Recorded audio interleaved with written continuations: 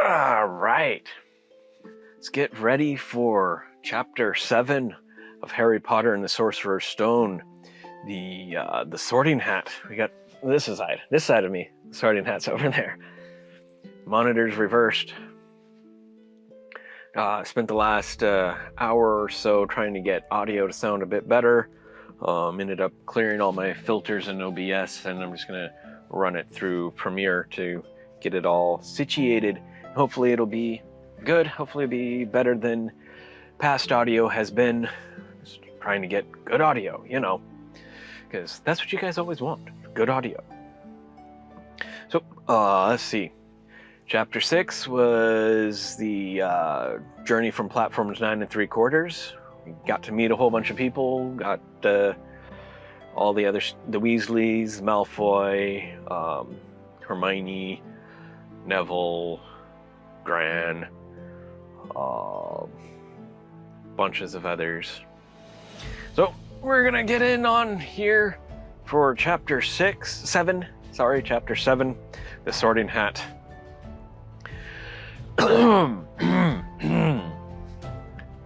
The door swung open at once, all at once.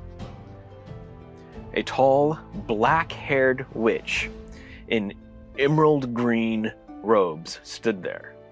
So, dark-haired witch with emerald green robes, you'd think she must be a Slytherin, a young Slytherin female teacher, right? That's who this is. It's black hair, must be young. She had a very stern face. It sounds very much like Miss Hardbroom in Worst Witch. We have Miss Hardbroom greeting the students. Not McGonagall, Hardbroom. And Harry's first thought was that this was not someone to cross. Yeah, you don't want to cross Hardbroom, because she will hit you with that hard broom. The first years, Professor McGonagall. Professor McGonagall? What? But it's a dark-haired witch in green.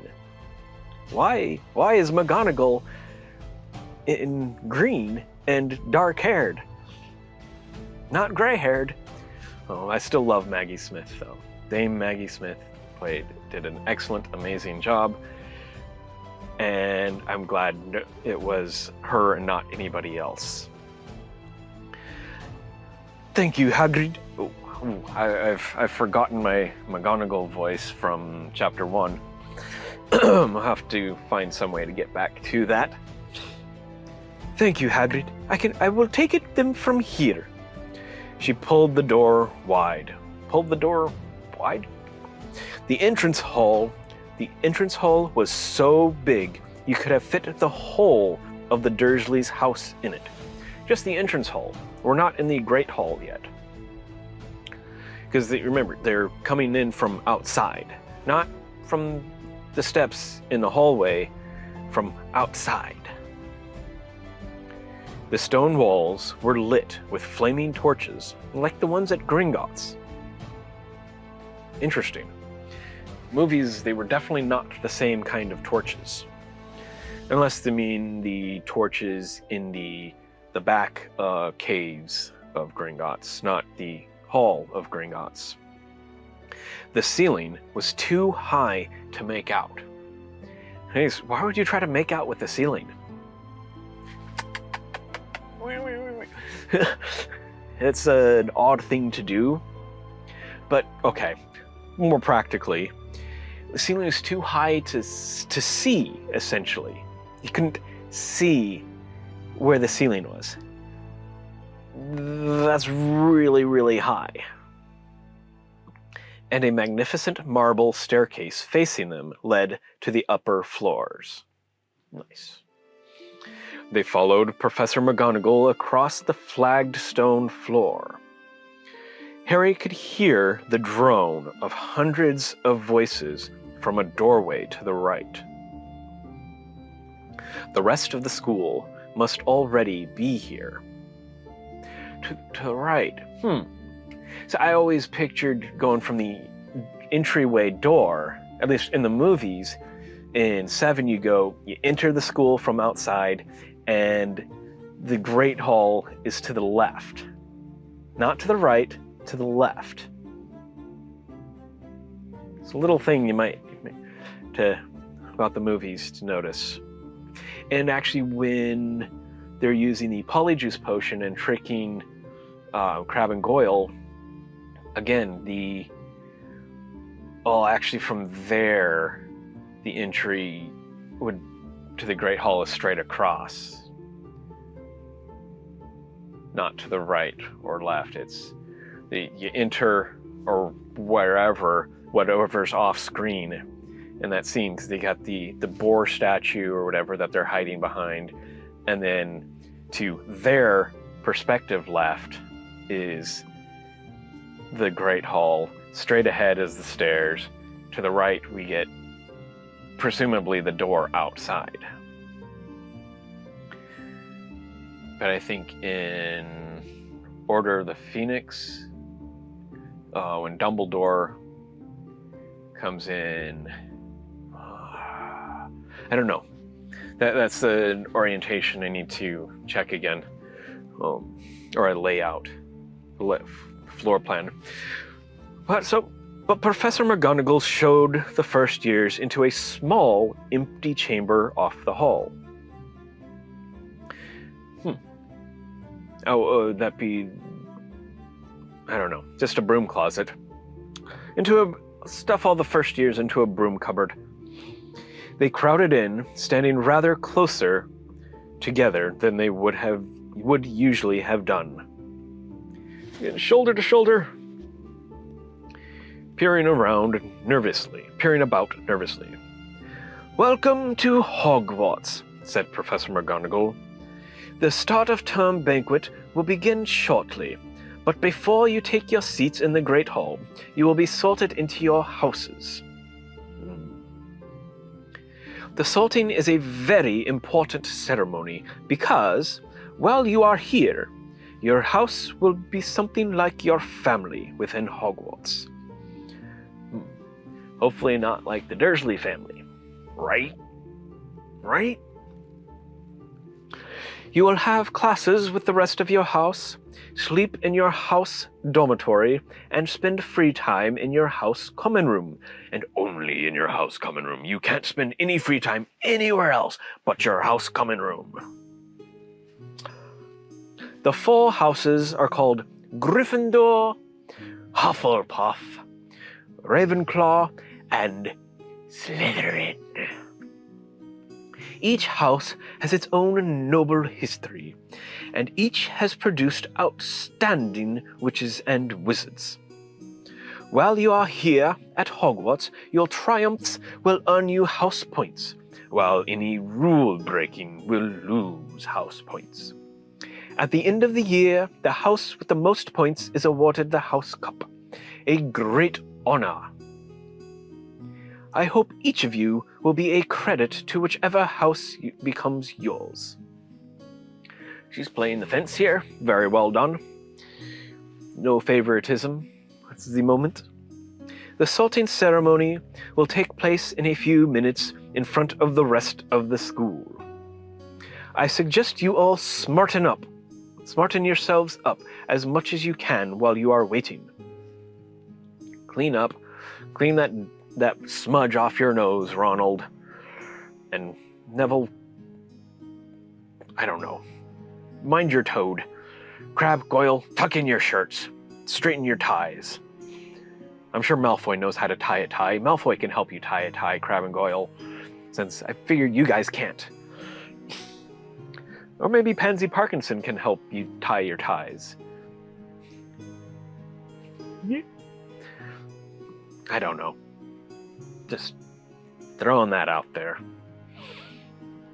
Because this is a commentary to avoid copyright. Oh, yes, I forgot my proper intro. If you have not read the Harry Potter books before, don't listen to me. Don't watch my recordings.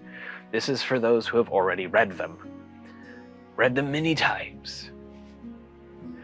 So, yeah. Newbies, go away. Sorry. Go read, listen to Stephen Fry, or even Jim Dale. Jim Dale's okay. His voices are kind of whiny. Stephen Fry is better, I think. Fortunately, Biblio Babuli's no longer doing hers. There's a few others on YouTube that you can do for first-timers, but this one, my channel, is not for first-timers. Now that that's out of the way, that should have been out of the way before I started reading. Let's go back to the beginning. No. Her eyes lingered for a moment on Neville's cloak. Oh, yes, because Neville's not smartened up yet, which was fastened underneath his left ear. He's got his all twisted about, twisted and turned, and on Ron's smudged nose, like I said. Harry nervously tried to flatten his hair, which was hopeless. Excuse me. Excuse me again. I shall return when we are ready for you, said Professor McGonagall. Please wait quietly. You're telling a bunch of 11-year-olds to wait quietly. Chris Columbus will tell you that that was an impossibility. The director of the movies. The actual director of the movie. David Yates was later. Chris Columbus was now. Let's see. She left the chamber, the broom cupboard, and Harry swallowed. Okay.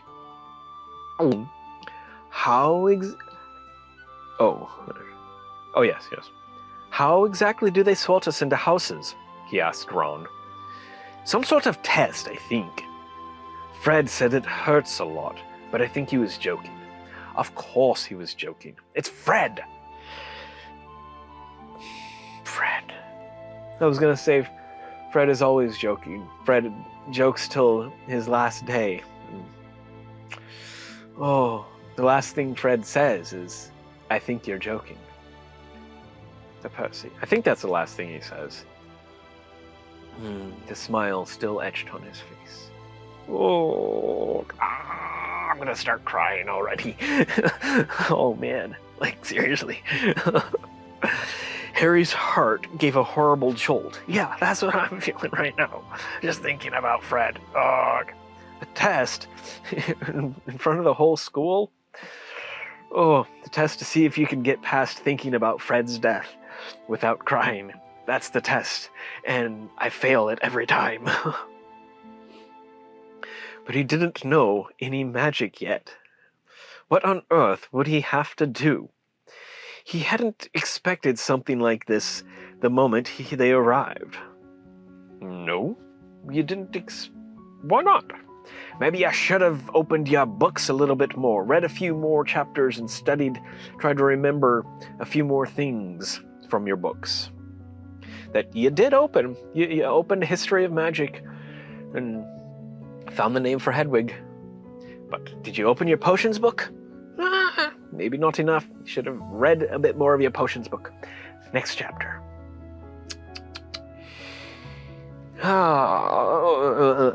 He looked around anxiously and saw that everyone else looked terrified too.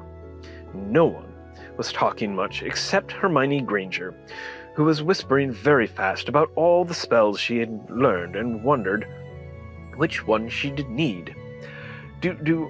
Seriously none of the other first years do none of the other first years have older siblings that have already gone through Hogwarts?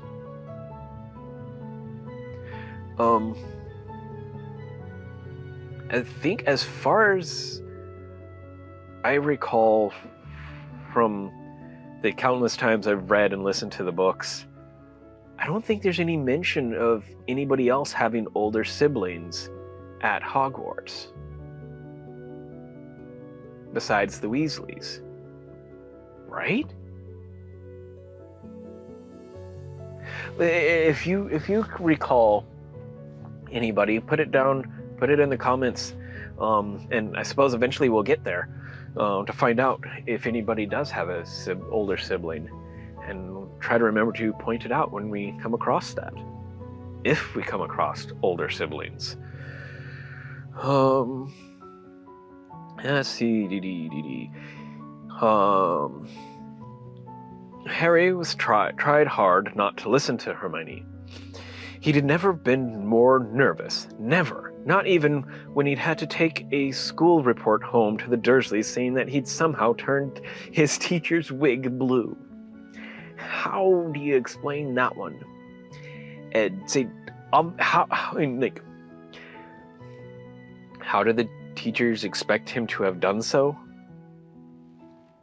How would he have done so? Did the school know about the possibility of magic taking place?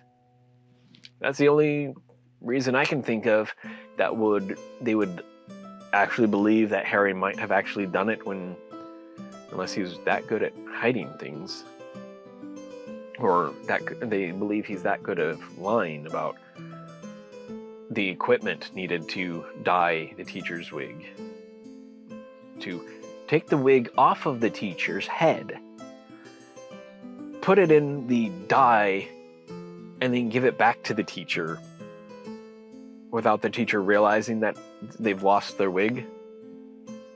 I want to know the story behind how this took place. Yeah. He kept his eyes fixed on the door. Any second now, Professor McGonagall would come back and lead him to his doom, and everybody else to their doom. Doom, doom, doom. Doom, doom, doom, doom. Doom, doom, doom, doom, doom, doom, doom. Doom, doom, doom. Something like that. I did not watch whatever show that was that had the doom, doom, doom, doom. Doom, doom, doom. Zim, Invader Zim, I think it is. Sorry, I didn't. I have watched a little bit of Invader Zim, but not much. Oh, here we go. Here we go. Here we go.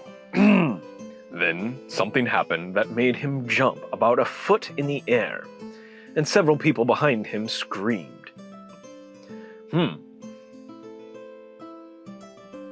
People outside. I don't know. What the? He gasped, and so did the people around him. About 20 ghosts had just streamed through the back wall of this little cupboard, this little small room off of the entrance hall. Why did the ghosts go through this?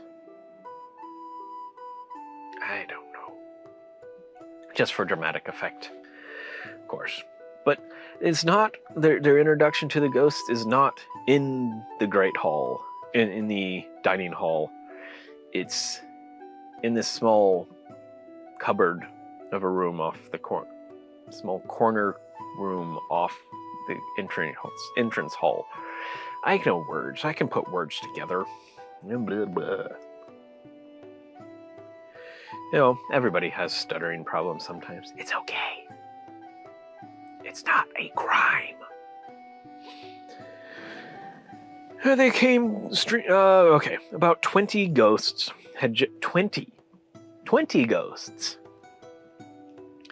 had just streamed through the back wall. Pearly white and slightly transparent, they glided across the room. So they're transparent, so they are not in fury.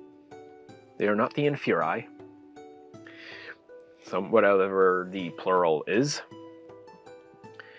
And they were talking to one another and hardly glancing at the first years.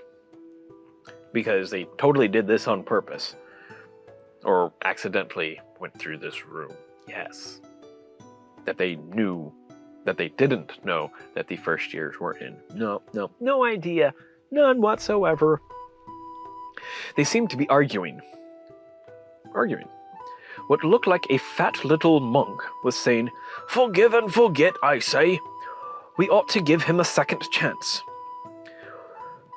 "My dear friar, haven't we given Peeves all the chances he deserves?" Yeah, probably by now you've given Peeves hundreds of chances. He's been there in the castle for a long time, and so have all you ghosts. I'm sure Peeves has been causing mischief all this time. Yes, Lots and lots of chances. But you can't get rid of a poltergeist. Nope. He gives us all a bad name, you know. He's not really even a ghost. No. I say, what are all you doing here, in this small room off the entrance hall? You don't know? It's that time of year again.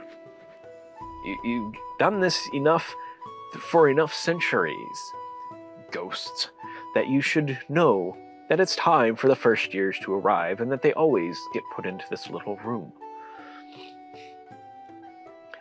A ghost wearing a ruff and tights had suddenly noticed the first years. Suddenly noticed them. Nobody answered. "New students," said the fat friar, smiling around at them. About to be sorted, I suppose. A few people nodded mutely. "Hope to see you in Hufflepuff," said the friar. "My old house, you know." Let's see. Okay. It is seizure starting time, so I will take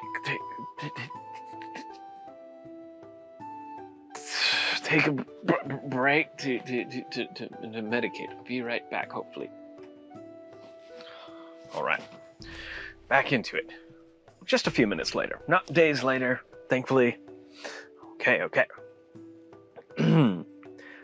Fat friar said, "My old house." "Move along now," said a sharp voice. "The sorting ceremony's about to start." Professor McGonagall had returned. And nobody noticed her return and opening the door because they were all distracted by the ghosts. One by one, the ghosts floated away through the opposite wall.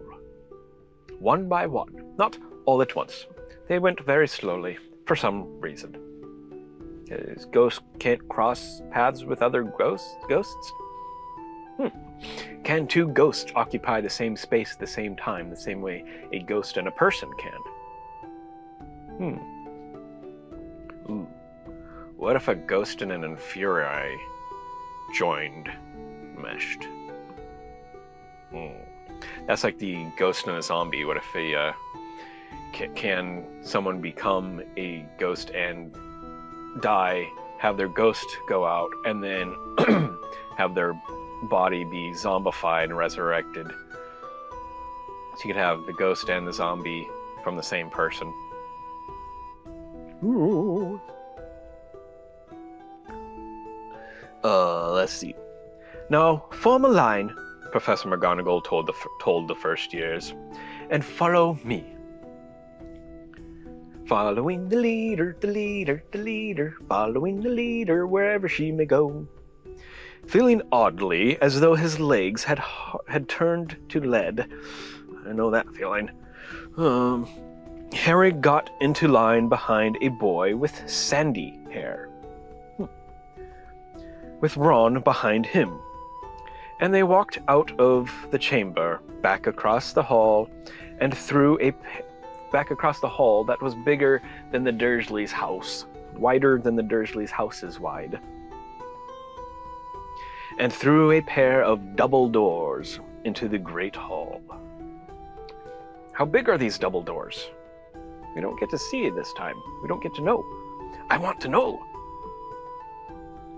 Harry had never even imagined such a strange and splendid place.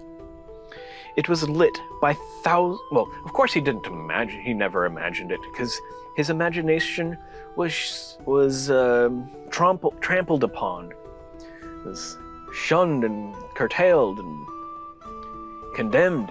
No imaginations.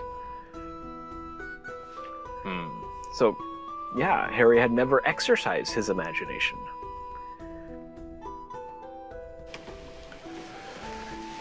Okay. It's now been a couple weeks later. Got interrupted by a cannabis delivery, and then the emergency sirens were tested. And so that was twice 3 minutes of seizures. And so just ruined me for the rest of that day.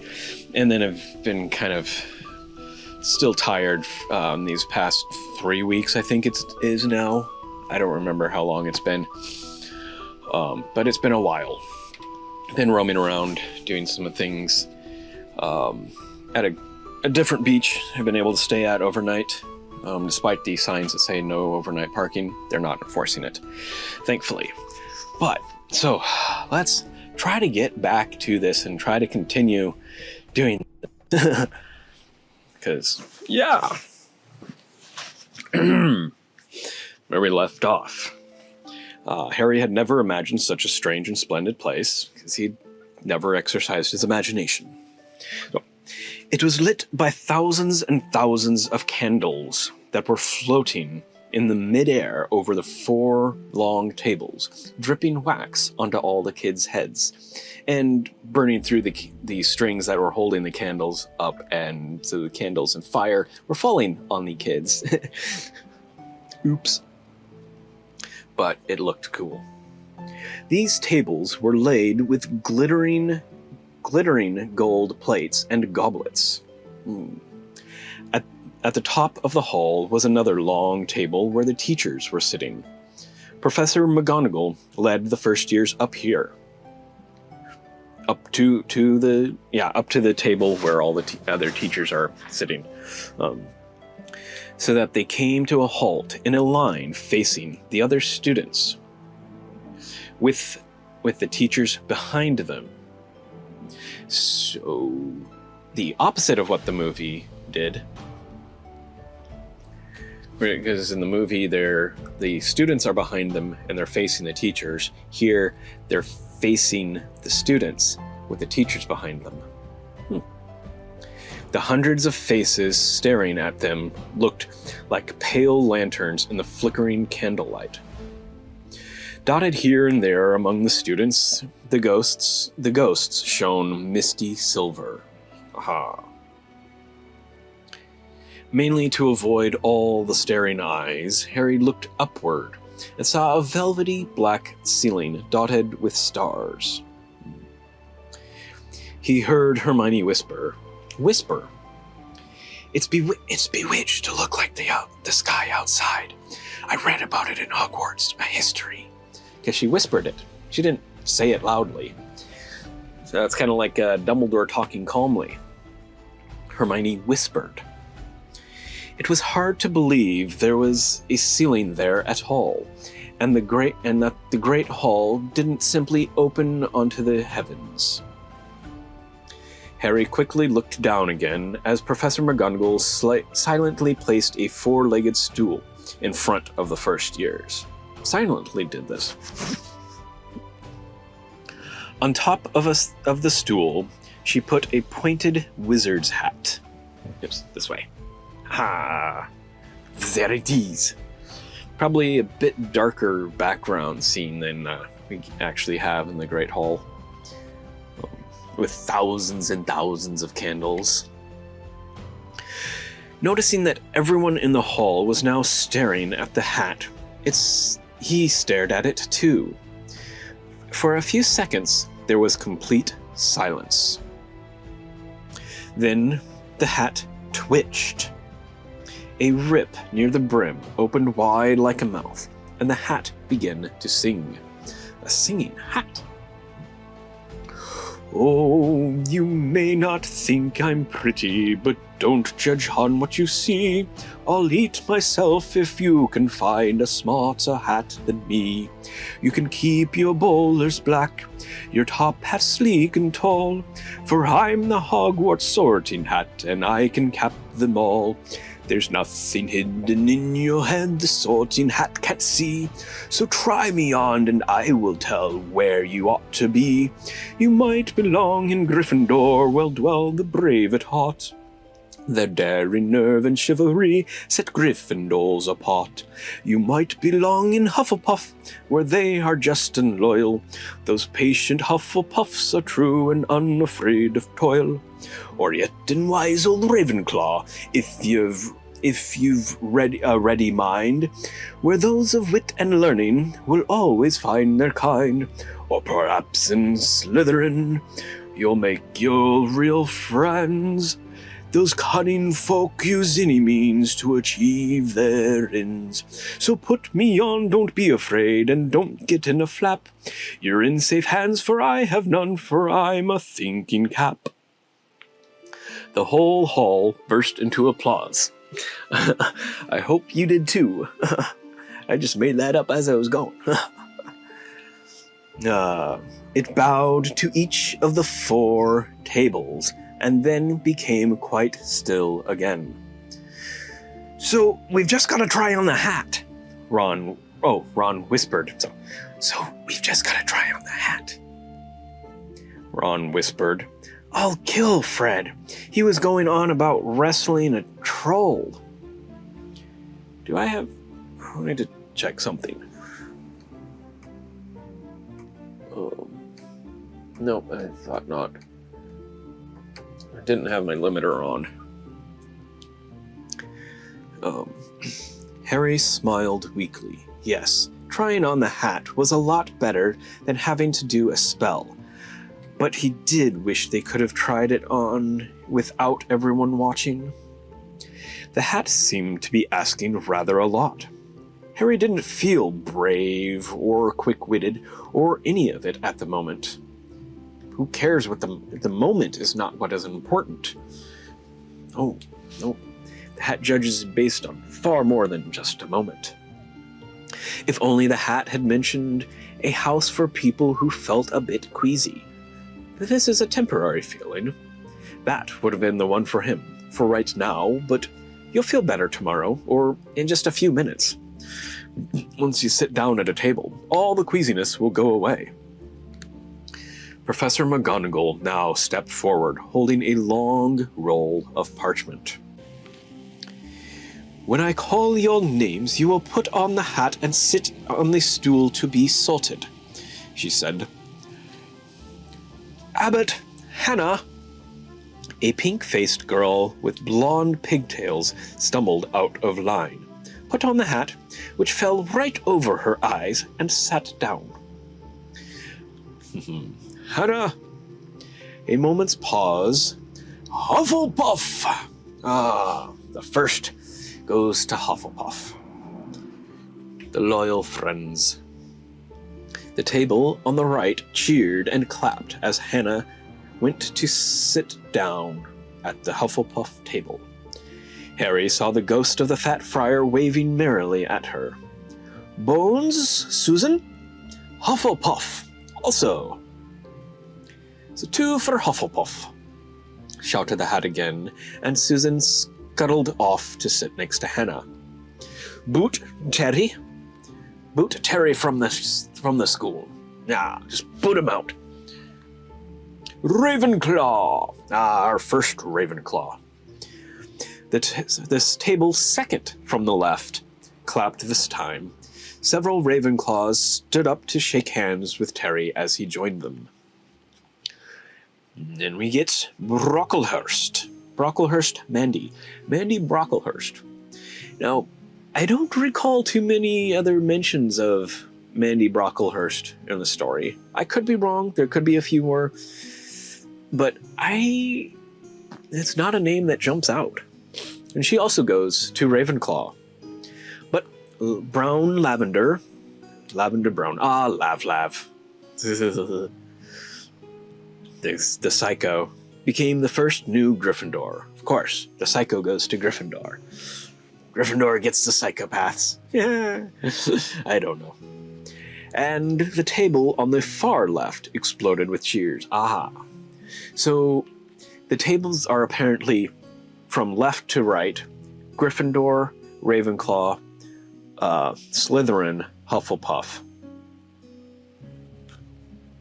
It's a bit different than in the movies, where it's Gryffindor, Hufflepuff, Ravenclaw, Slytherin. Let's see. And, okay. Harry could see Ron's twin brothers catcalling. Oh. So, Fred and George are catcalling Lav first. They're already smitten by her. Bulstrode Millicent Bulstrode. Oh. Then became a Slytherin. Yeah. Glasses. Perhaps it was Harry's imagination. After all, he'd heard about Slytherin, but he thought they looked like an unpleasant lot. Yeah.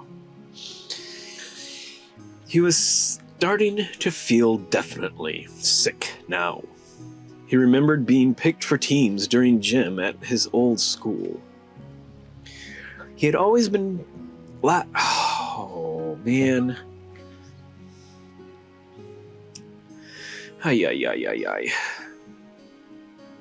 This is why it takes so long to get through these. Is I'm constantly having seizures. So, smoke a bowl and then come back to it, hopefully right away.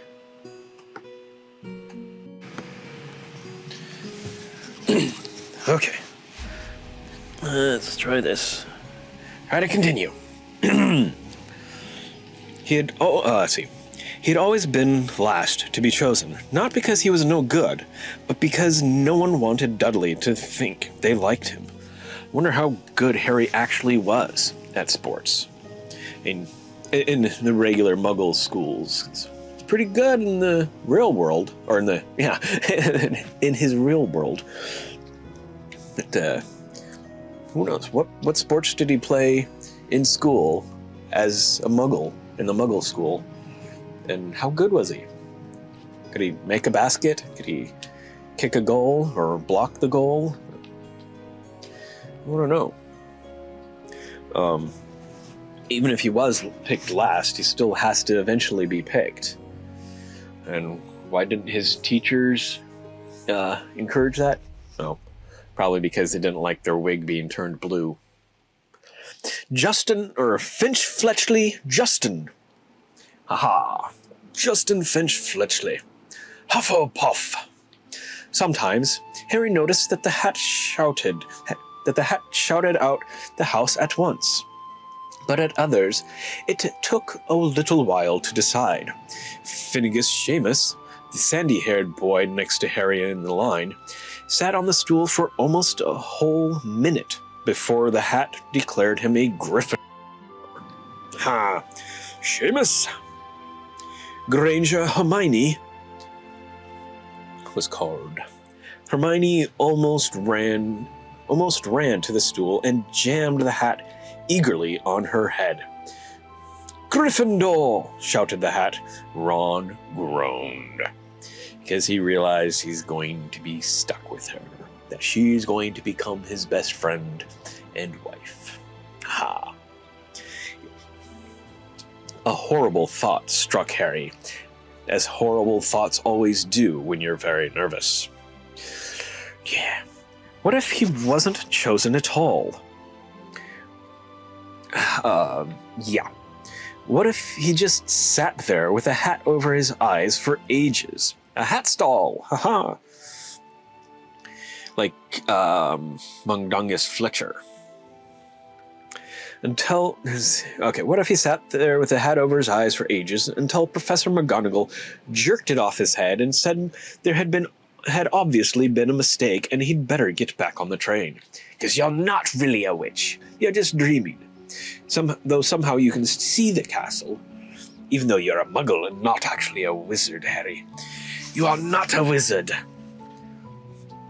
When Neville Longbottom, the boy who kept losing his toad, was called, he fell over on his way to the stool.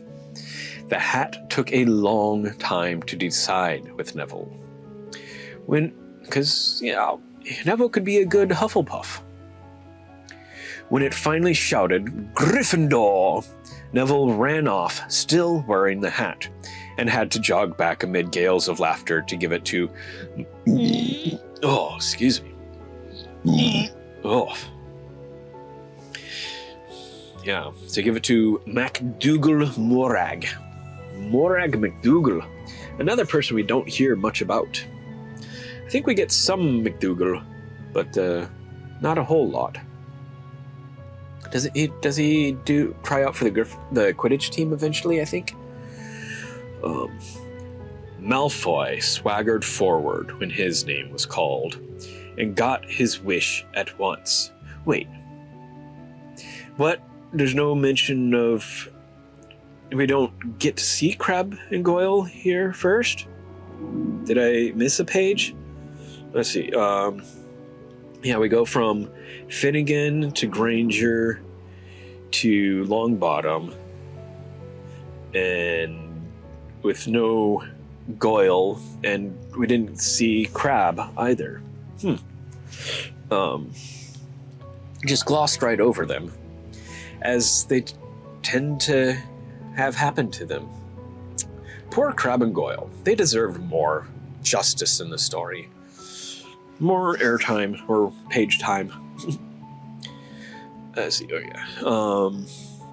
Malfoy went to join his friends Crabbe and Goyle, looking pleased with himself. Of course he would be. There weren't many people left now. Moon.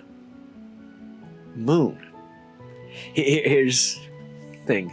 This is Luna. Pre-Luna, but this moon was supposed to be Luna. And Luna got moved to a year below. But here's Moon right here, is who was the original Luna Lovegood. Then we get Not with 2 T's, then Parkinson. Then a pair of twin girls, Patil and Patil. You mean the twins have the same last name? Wow! Thanks, JK! Thanks for spelling that out for us, that twins have the same last name. You couldn't give us their first names, just that they have the same last name. Okay. Then Perks, Sally Ann Perks. Another person we don't really see much of. Don't even get to see where any of these people are going. We don't know that Moon goes to whatever house, probably still Ravenclaw. Where does Not go? I think Not is in either Slytherin or Ravenclaw. Parkinson, obviously Slytherin. Patil and Patil don't go to the same house. I think Pansy goes to Gryffindor and Padma goes to Ravenclaw. I believe that's what it is, if I remember correctly. But JK doesn't tell us here. Why not? I'd like to know. I want to know where all these people are going. And who is Sally Ann Perks? And then, at last, Potter, Harry. That's not very McGonagall, is it? But, oh well. Trying to get the voices and just that quick of a call out is tough. As Harry stepped forward, whispers suddenly broke out like little hissing fires all over the hall. Potter! Did she say the Harry Potter? The last thing Harry saw before the hat dropped over his eyes was the hall full of people craning their necks, craning to get a good look at him. Yes, because he is our new celebrity. The next second, he was looking at the black inside of the hat. He waited. Said a small voice in his ear. Difficult, very difficult. Plenty of courage, I see. Not a bad mind either. There's talent. Oh my goodness, yes. And a nice thirst to prove yourself. Now that's interesting. Does the hat see the Horcrux? That's very interesting. The hat knows what's inside his mind, and it sees the dual soul, the dual mind.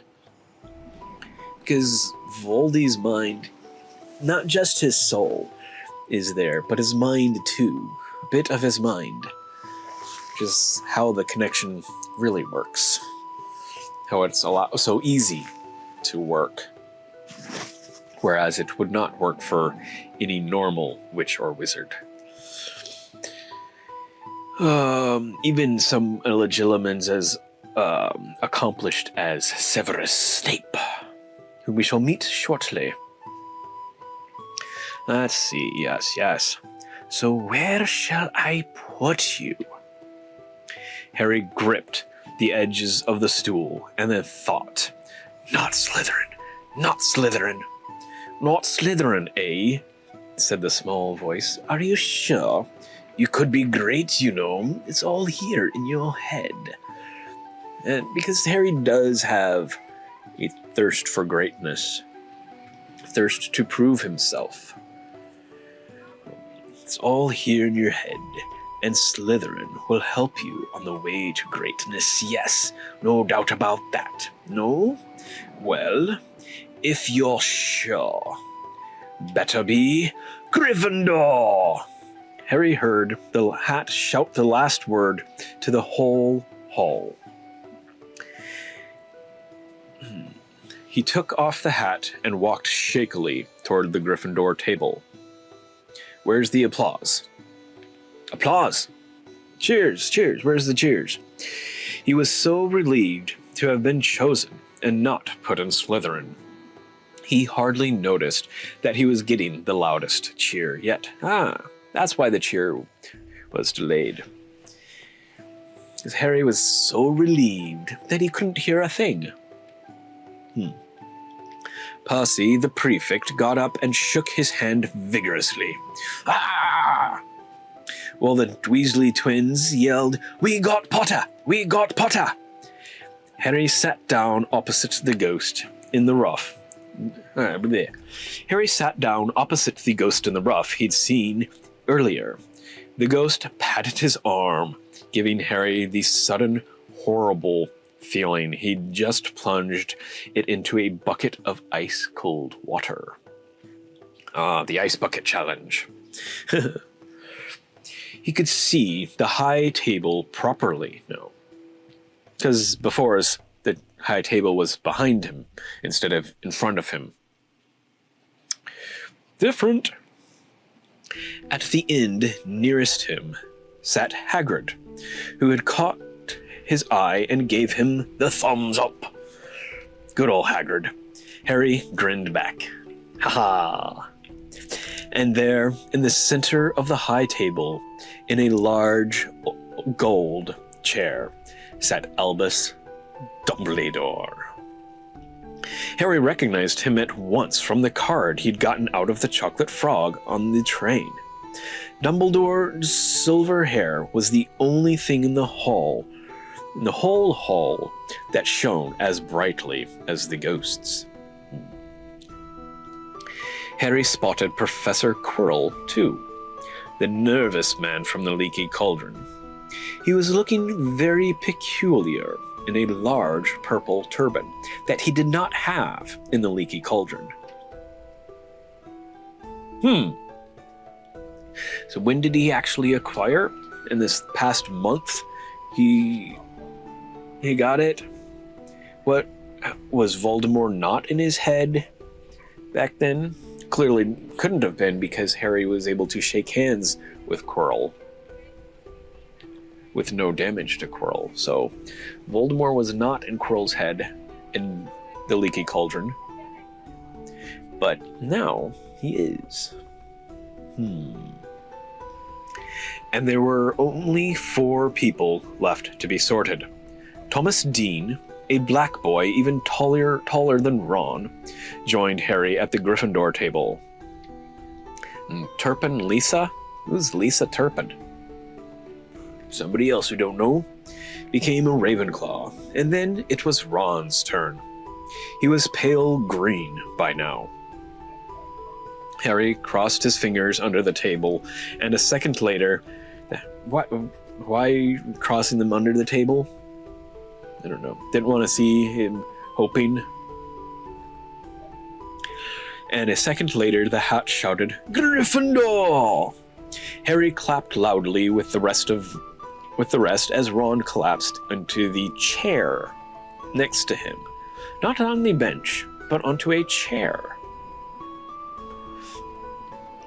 "Well done, Ron. Excellent," said Percy Weasley pompously across Harry as said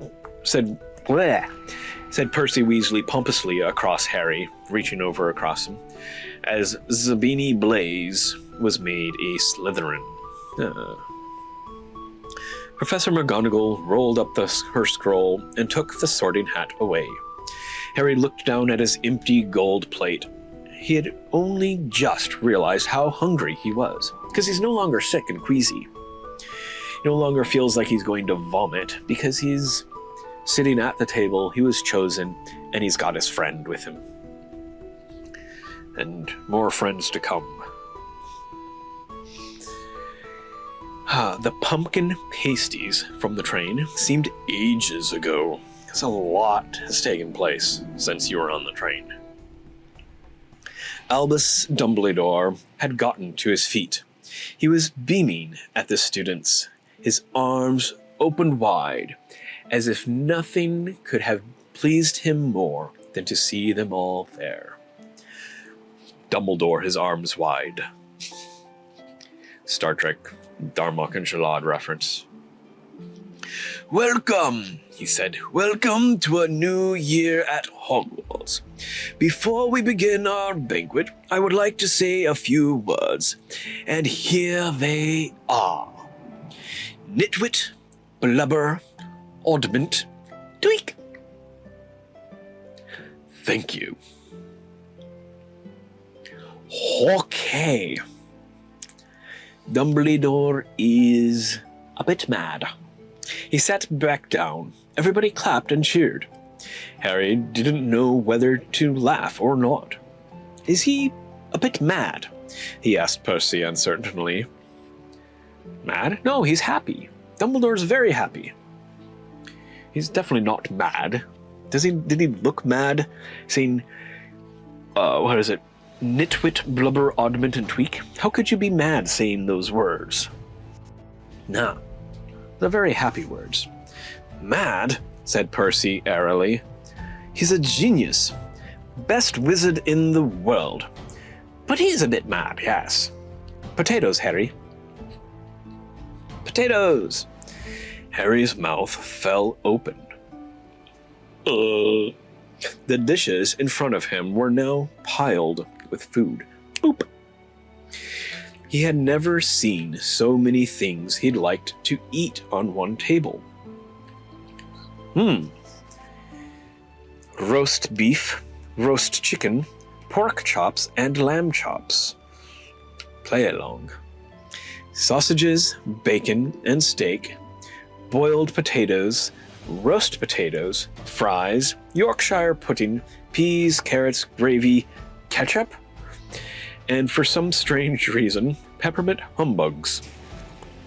No mustard. No Grey Poupon. Why does Hogwarts not have any Grey Poupon? I must complain to the elves about this. No Grey Poupon. You get peppermint humbugs instead of Grey Poupon. But not that I like mustard anyways. No. The Dursleys had never exactly starved Harry. But he'd never been allowed to eat as much as he liked. Dudley had always taken anything that Harry really wanted, and even if it made him sick. Harry piled his plate with a bit of everything except the peppermints, and began to eat. It was all delicious. "That does look good," said the ghost in the ruff sadly, watching Harry cut up his steak. "Can't you? I haven't eaten for nearly 500 years, said the ghost. 500 years? I don't need to, of course, but one does miss it. I don't think I've introduced myself. Sir Nicholas de Mimsy Porpington, at your service. Resident ghost of Gryffindor Tower." "I know who you are," said Ron suddenly. "My brothers told me all about you. You're nearly headless Nick." "I would prefer you to call me Sir Nicholas de Mimsy," the ghost began stiffly, but sandy-haired Seamus Finnegan interrupted. "Finnegan? Nearly headless? How can you be nearly headless? Not Hermione, Seamus." Taking lines away from Seamus and giving them to Hermione just so she can have a line. Just so you can establish that the trio are going to happen a little bit more, or remind us that the trio are going to happen, and that none of these other students matter. Sir Nicholas looked extremely miffed. He's miffed in his ruff. As if their little chat wasn't going at all the way he wanted. How did you expect it to go? Has it gone any differently in years past? Like this, he said irritably. He seized his left ear and pulled. His whole head swung off his neck and fell onto his shoulder as if it was on a hinge. Someone had obviously tried to behead him, but not done it properly. Looking pleased at the stunned looks on their faces, nearly headless Nick flipped his head back onto his shoulder, flipped his head back onto his neck, coughed. Coughed? Why does a ghost cough? And said, "So, new Gryffindors." Not flying off, he keeps talking to them. "I hope you're going to help us win the house championship this year. Gryffindors have never gone so long without winning. Slytherins have got their cup 6 years in a row. So 6 years is the longest they've ever gone without winning? Wow.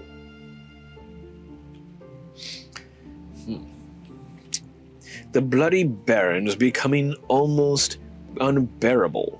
He's the Slytherin ghost, and you call him the Bloody Baron when you don't like being called nearly headless Nick. It's the same thing. It's the same insult, the same nickname.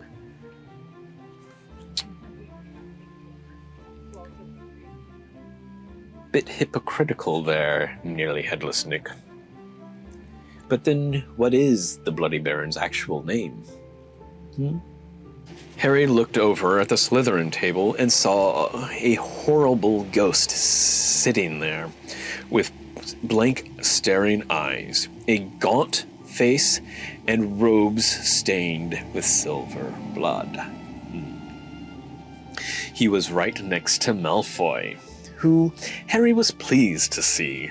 Didn't look too pleased with the seating arrangements. Haha. Malfoy's afraid of a ghost. Well, understandably. How did he get covered in blood? Asked Seamus with great interest. I've never asked, said nearly headless Nick delicately. Oh, really? In 500 years, you never asked anyone? You never found out? No one ever told you that he tried to kill Rowena and then killed himself?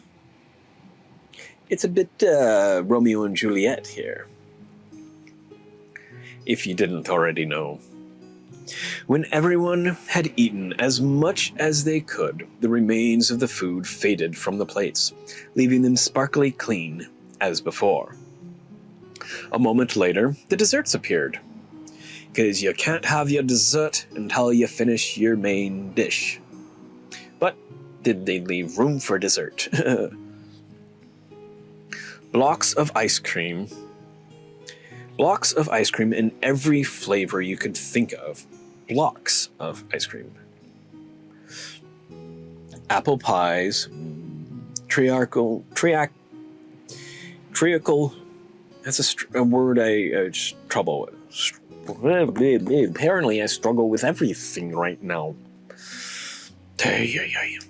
Probably gonna have a seizure again soon.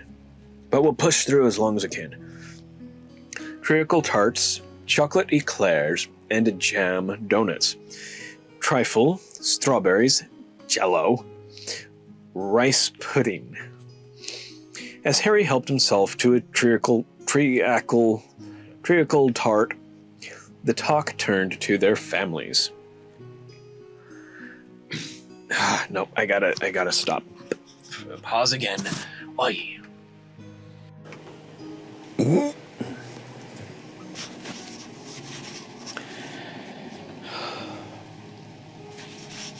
Okay.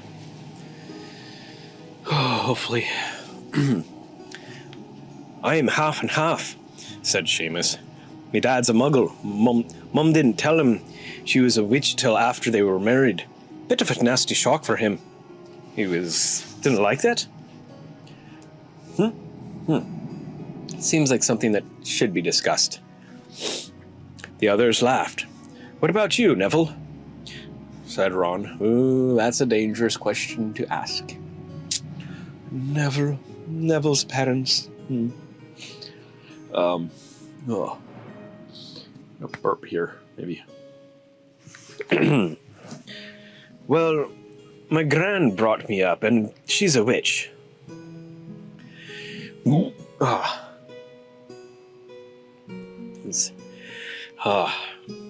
Because Neville's parents were tortured right about shortly after Harry's parents were killed. So Neville was probably also about a year and a half old. Probably around Christmas time. I think I said that in a previous video. Where is when Neville's parents were tortured. Well, my gran brought me up, and she's a witch, said Neville.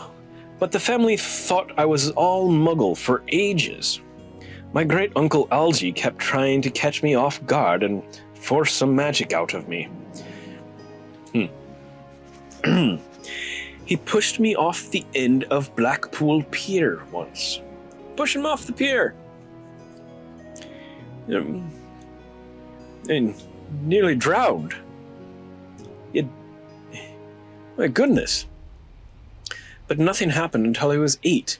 So, before he was 8, he was pushed off a pier into the water.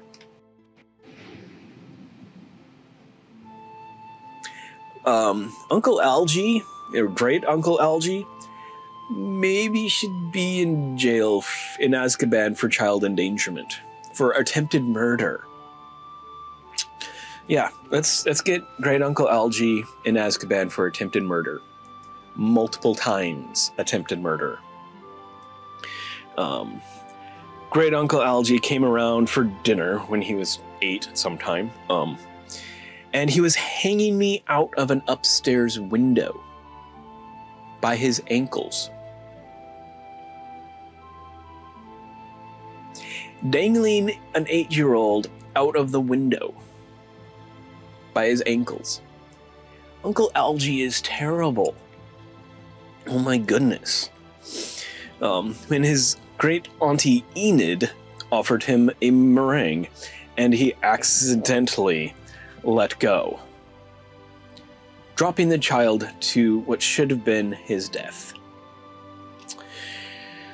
But I bounced. Yay, the incredible bouncing Neville. He bounced all the way down the garden and into the road. So Neville's a meatball. They were all really pleased, unlike me with that song I just sang. Gran was crying. She was so happy. And you should have seen their faces when I got in here. They thought I might not be magic enough to come, you see. Great Uncle Algie was so pleased he bought me my toad. Thanks, Algie, for the toad. Great Uncle Algie was really picked on Neville. Poor Neville. I'm surprised Great Uncle Algie wasn't his greatest fear. Maybe it was until Snape. On Harry's other side, Percy Weasley and Hermione were talking about lessons. I do hope they start right away. There's so much to learn. I'm particularly interested in transfiguration, you know, turning something into something else. Of course, it's supposed to be very difficult. That is the reference to the later Polyjuice potion. Nice, nice. You'll be starting small, just matches into needles and that sort of thing. But all this had to be in parentheses. Why JK had to put that scene in parentheses? Don't know.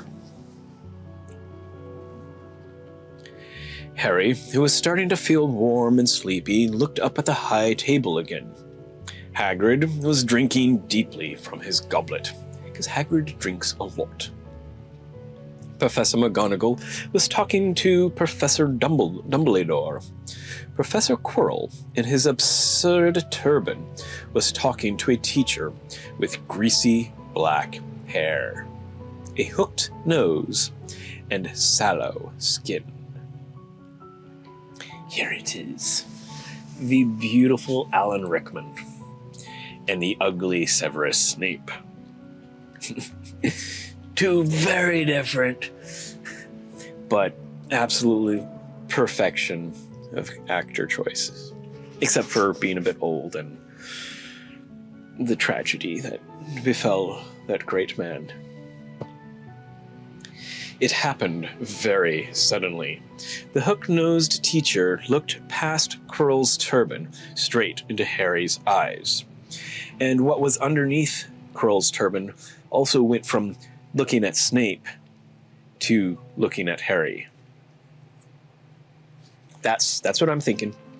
And a sharp, hot pain shot across the scar on Harry's forehead.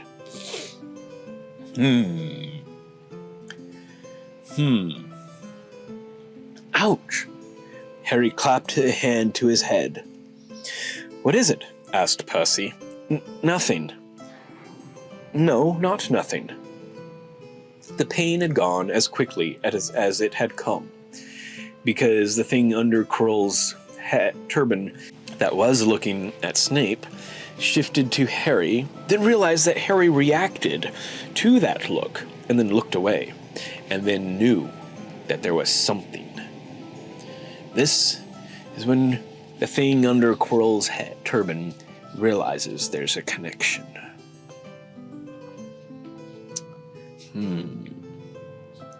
He doesn't know what that connection is, obviously. Voldy doesn't realize that Harry is a Horcrux, but he realizes there is something going on. Something. Harder to shake off was the feeling Harry had gotten from the teacher's look. That's interesting. There's no apostrophe for this. Maybe it's just an error in the ebook version, but this teacher's is plural, not possessive. It should be possessive, because the look belongs to teacher Snape, rather than there being multiple teachers that are looking at him, at Harry. A feeling that he didn't like Harry at all. Nope. Who's that teacher talking to Professor Quirrell? He asked Percy. Oh, you know Quirrell already, do you? No wonder he's looking so nervous. Nope. I'm thinking that should be another paragraph. No wonder he's looking so nervous. That's Professor Snape.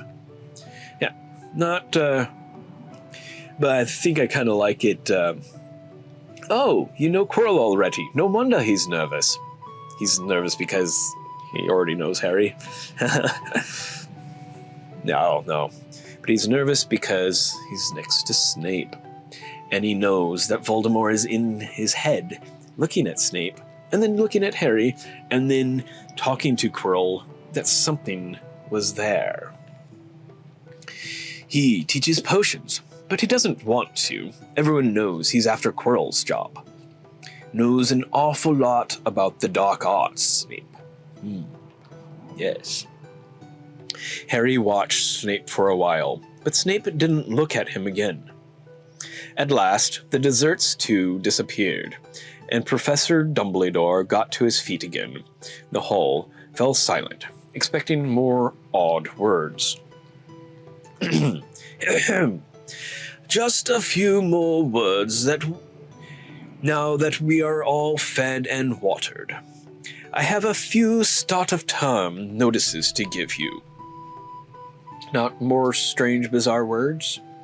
Bummer. First years should note that the forest on the grounds is forbidden to all pupils. And a few of our older students would do well to remember that as well. Dumbledore's twinkling eyes flashed in the direction of the Weasley twins, because they're probably the only students that really go for it, right? Yeah. I have also been asked by Mr. Filch, the caretaker, to remind you all that no magic should be used between classes in the corridors. Quidditch trials will be held in the second week of term. Anyone who is not a first year interested in playing for their house teams should contact Madam Hooch. My mouth is salivating for some strange reason.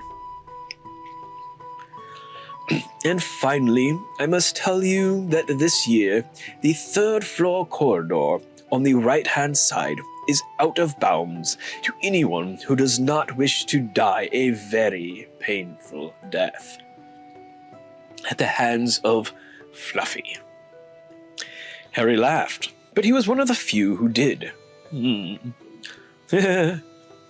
He's not serious, he muttered to Percy.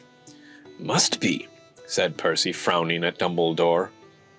It's odd, because he usually gives us a reason why we're not allowed to go somewhere.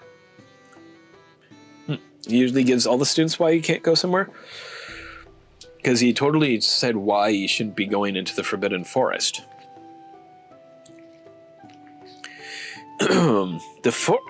But, here we go. The forest's full of dangerous beasts. Everyone knows that. Okay, so that's why he doesn't say why you shouldn't go into the forest. But the first years don't know that. Don't know what's in the forest. I do think he might have told us prefects at least. And now, before we go to bed, let us all sing the school song, cried Dumbledore. Harry noticed that the other teachers' smiled had become rather fixed and forced, because they were not looking forward to this. Dumbledore gave his wand a little flick, as if he was trying to get a fly off the end, and a long golden ribbon flew out of it, which rose high above the tables and twisted itself snake-like into words. Everyone, pick your favorite tune, said Dumbledore, and off we go. And the school bellowed. Hogwarts, Hogwarts, Hoggy-Warty, Hogwarts, teach us something, please. Whether we be old and bald, or young with scabby knees, our heads could do with filling with some interesting stuff. For now they're bare and full of air, dead flies and bits of fluff. To each us So teach us things worth knowing. Bring back what we forgot. Just do your best, we'll do the rest, and learn until our brains all rot.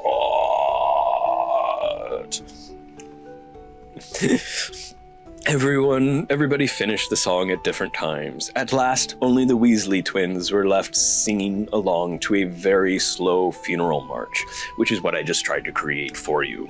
To recreate for you. I'm sure it was something kind of like that. Dumbledore conducted their last few lines with his wand, and when they had finished, he was one of those who clapped loudest. "Ah, music," he said, wiping his eyes. A tear from his eyes. "A magic beyond all we do here. Beyond love? Is magic greater than love? Because it contains both love and hate, and sadness and grief and rage and all those things. Magic is so big. Melkor, beware of Melkor. And now, bedtime. Off you trot."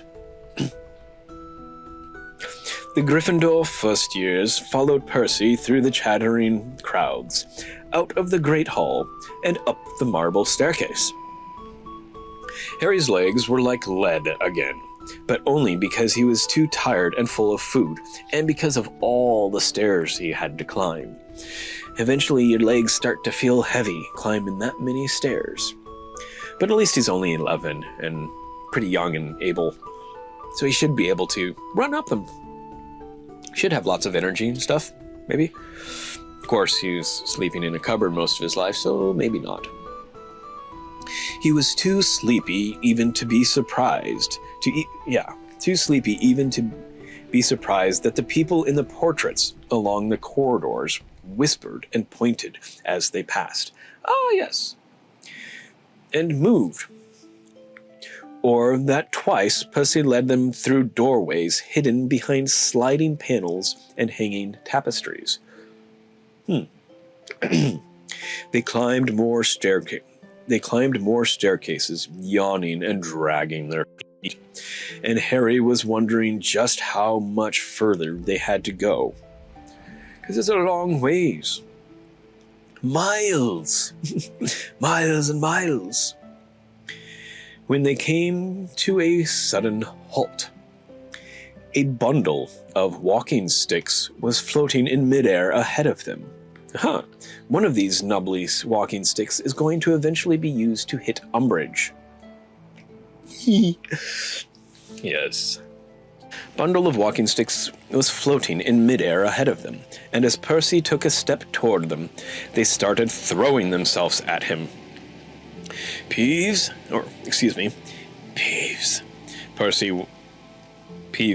Percy whispered to the first years. A poltergeist. He raised his voice. "Peeves, show yourself." A loud, rude sound, like the air being let out of a balloon, answered. "Do you want me to get the blood to go to the Bloody Baron?" There was a pop, and a little man with wicked dark eyes and a wide mouth appeared, floating cross-legged in the air, clutching the walking sticks. A wide mouth. How wide was it? How wide was his smile? The Joker. "Ooh," he said with an evil cackle. "Ickle firsties, what fun!" He swooped suddenly at them, and they all ducked. "Go away, Peeves, or the Baron will hear about this. I mean it," barked Percy. Peeves stuck out his tongue and vanished, dropping the walking sticks on Neville's head. They heard him zooming away, rattling coats of armor as he passed. He vanished, and then they could hear him zooming away? You want to watch out for Peeves, said Percy, as they set off again. The bloody Baron's the only one who can control him. He won't even listen to us prefects. Really? Why would he listen to students? You're just 15-year-old students. Maybe 16. Yeah, I guess that year would be 5th year is 16, something. But, yeah. Sorry, Percy. The poltergeist is not going to listen to 16-year-olds. How much does he listen to the teachers, even? Not much to Moody. Or Mooney. To Lupin. Professor Lupin.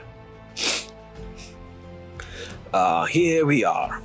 At the very end of the corridor hung a portrait of a very fat woman in a pink silk dress.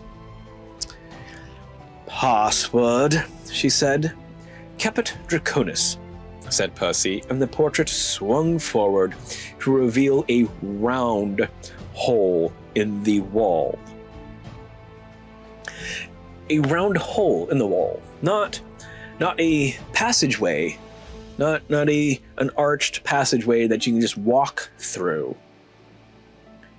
No, you have to climb up and in through this hole.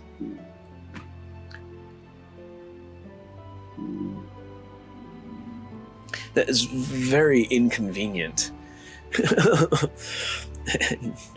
Having to crawl on all fours into this hole. They all scrambled through it. Neville needed a leg up. Neville needed help to get up to the hole where they climb into. This is a terrible entrance to the dorm rooms. Maybe it's funny, a little bit funny, clever, maybe, but it's a nuisance. It would be, and not handicap accessible. I mean, but let's be real, with all the steps, the school is not handicap accessible in the slightest. But they need help climbing into this hole. They can't just walk in and out of the common room.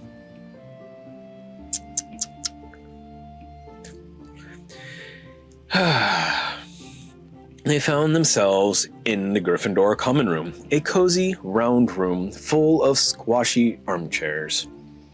Percy directed the girls through the one door to their dormitory, and the boys through another. At the top of a spiral staircase, they were obviously in one of the towers. Or, at the top of a spiral staircase, they were obviously in one of the towers. They found their beds at last. 5 four-posters hung with deep red velvet curtains. Just 5 beds. For Harry, Ron, Neville, Dean, and Seamus. What if there had been 6 first years? Would there be 6 beds? If there were only 4 first years, would it have been the 4 beds? This is supposed to be a small year of students because of the Voldy's attacks in the previous few years. So a number of years of the school being smaller than usual. Because of all the dead parents and dead kids that Voldemort and the Death Eaters destroyed during the wars. Their trunks had already been brought up by the house elves.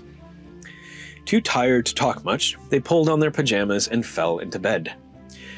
Great food, isn't it? Ron muttered to Harry through the hangings. Get off, Scabbers! He's chewing my sheets. Why? Did you not feed Scabbers at the table in the Great Hall? It's probably why he's chewing on some sheets, because he doesn't have any other food. But still, throw him out the window. From the tallest tower, the highest window of the tallest tower, throw Scabbers. Quickly. Harry was going to ask Ron if he'd had any of the Trioco tart, but he fell asleep almost at once. Perhaps Harry had eaten a bit too much, because he had a very strange dream. He was wearing Professor Quirrell's turban, which kept talking to him. This is the same perspective that Harry gets the other times he has a view into Voldemort's mind. Same type of thing. Telling him that he must transfer to Slytherin at once, because it was his destiny. Harry told the turban he didn't want to be in Slytherin. It got heavier and heavier. He tried to pull it off, but it tightened painfully. And there was Malfoy, laughing at him as he struggled with it. Now we're going a bit more normal dream state. Then Malfoy turned into the hook-nosed teacher, Snape, whose laugh became high and cold. And back to Voldemort. This is Voldemort seeing Harry's fears, most recent fears, of Malfoy and Snape, forcing these things upon Harry. There was a burst of green light, and Harry woke, sweating and shaking. Same reaction as the other times that Voldemort digs into Harry's mind. Same kind of thing. It's the first time that this happens. Yes. It begins this early.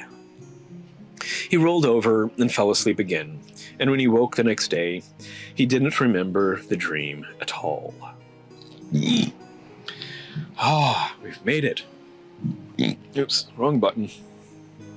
Finally made it to the end of chapter 7. Next chapter is The Potions Master, chapter 8. Hopefully I'll be able to get to that chapter relatively soon, not weeks from now. It is rather difficult to have the energy to get through these chapters, to get through anything.